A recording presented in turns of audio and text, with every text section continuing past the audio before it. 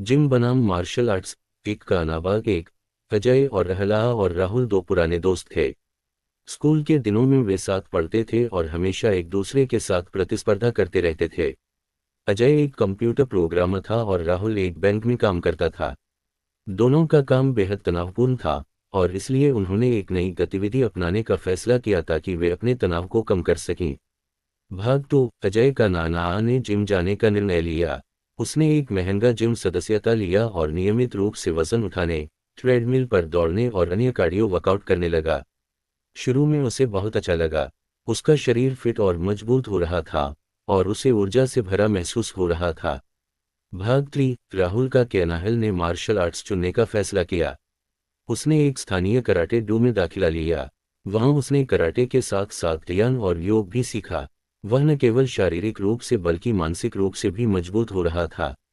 Martial arts ने उसे आत्मरक्षा की तकनीकें भी सिखाई और उसके आत्मविश्वास में वृद्धि हुई।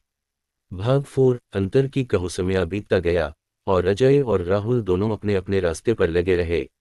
लेकिन कुछ महीनों बाद अजय ने महसूस किया कि उसकी मांसपेशियां तो मजबूत हो रही थीं, लेकिन वह मानसिक रूप से थका हुआ और तनावपूर्ण महसूस कर रहा था।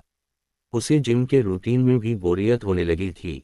दूसरी ओर राहुल को मार्शल आर्ट्स से हर दिन कुछ नया सीखने को मिल रहा था। ध्यान और योग ने उसे आंतरिक शांति और संतुलन दिया था। उसने अपने गुस्से और तनाव को नियंत्रित करना सीख लिया था। उसके अंदर एक नई ऊर्जा और जीवन के प्रति उत्साह भर गया था। भाग 5। दोस्ती का मिलना का दिन। अजय और राहुल ने मिलने का फैसला किया। उन्होंने अपनी अपनी कहानियां साझा की। अजय ने राहुल से पूछा, तूने मार्शल आर्ट्स क्यों चुना यार? जिम में तो मस्त बॉडी बन जाती है।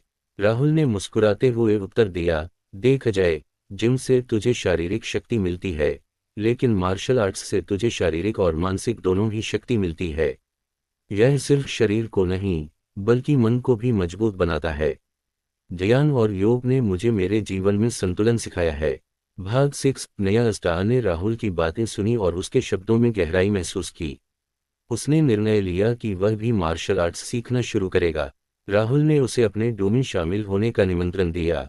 अजय और राहुल ने अब साथ में मार्शल आर्ट्स सीखना शुरू कर दिया। वे न केवल शारीरिक रूप से मजबूत हो रहे थे, बल्कि मानसिक शांति और आत्मविश्वास भी प्राप्त कर रहे थे। उन्होंने सीखा कि जीवन में सिर्फ शारीरिक शक्ति ही महत्वपूर्ण नहीं है, बल्कि मानसिक संतुलन और शांति भी उतनी ही महत्वपूर्ण है।